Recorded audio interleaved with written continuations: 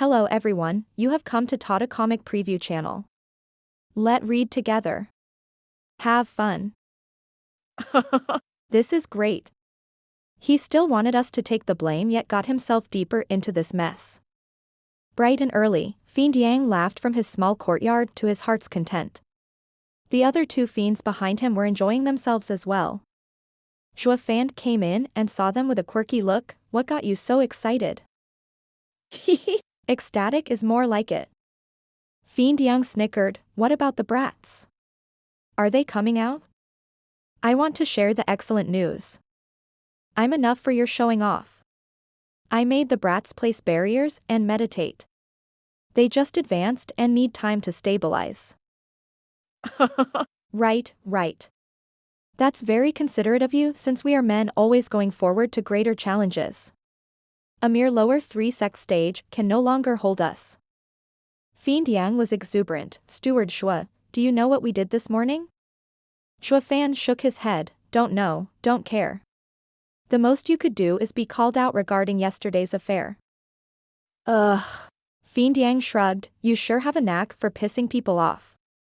You can tell what's going on, yet what comes out of your mouth is denial. You've taken all the fun out of it.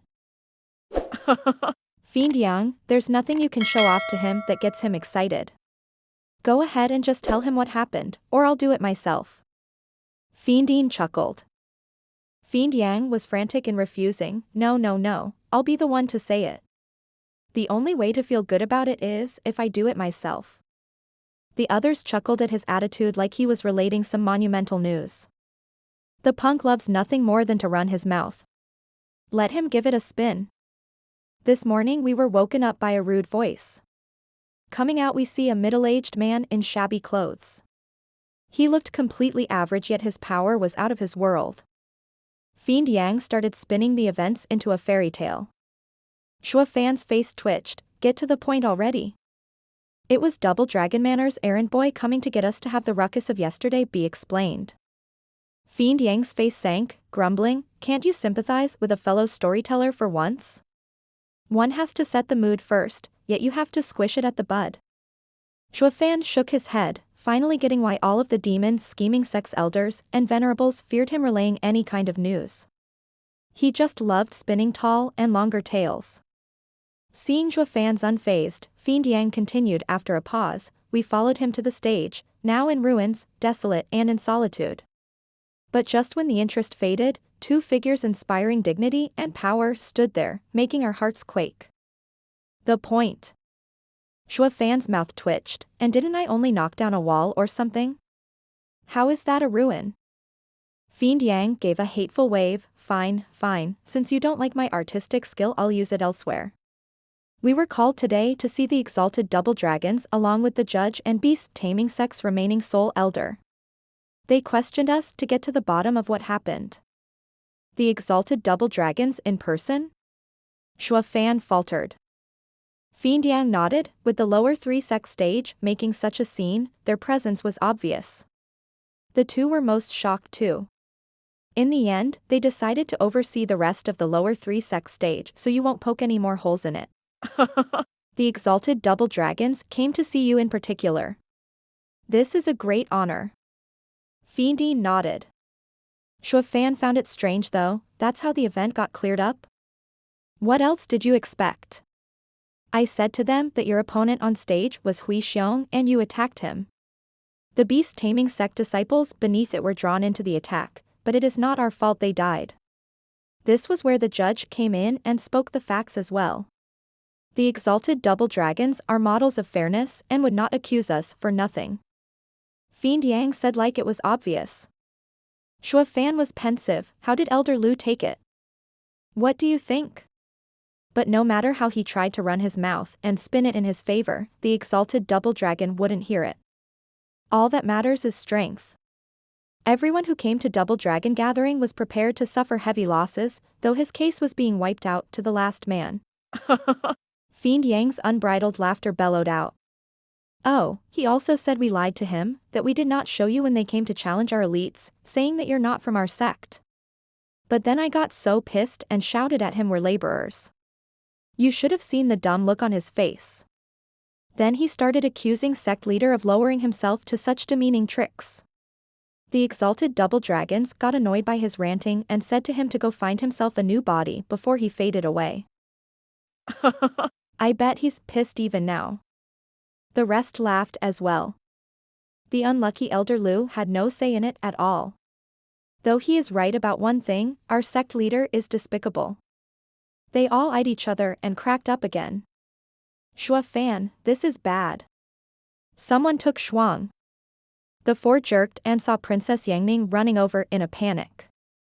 This girl again? Wasn't she the one to congratulate you yesterday? Now she had her other friend taken? Fiend Yang raised an eyebrow. Who'd be dumb enough to do this in Double Dragon manner? Are they suicidal?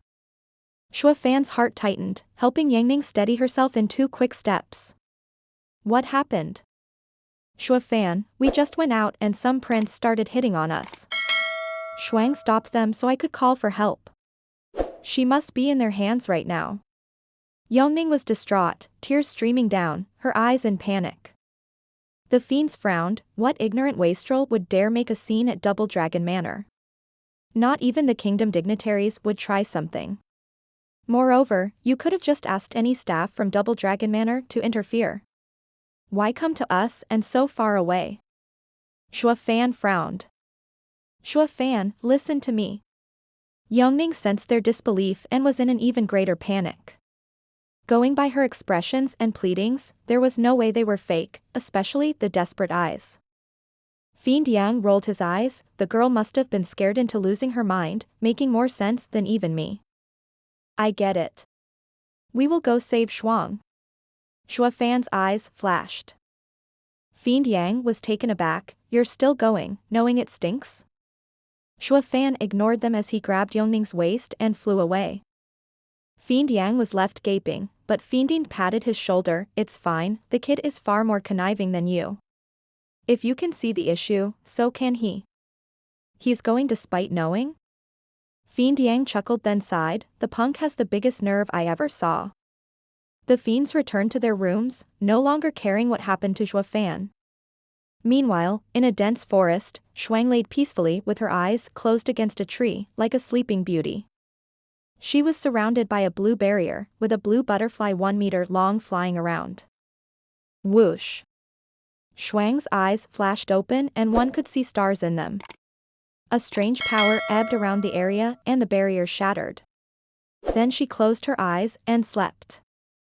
The butterfly shook and spoke in a very familiar tone. Who the hell is this girl? Why can't I enter her mind and take control of her?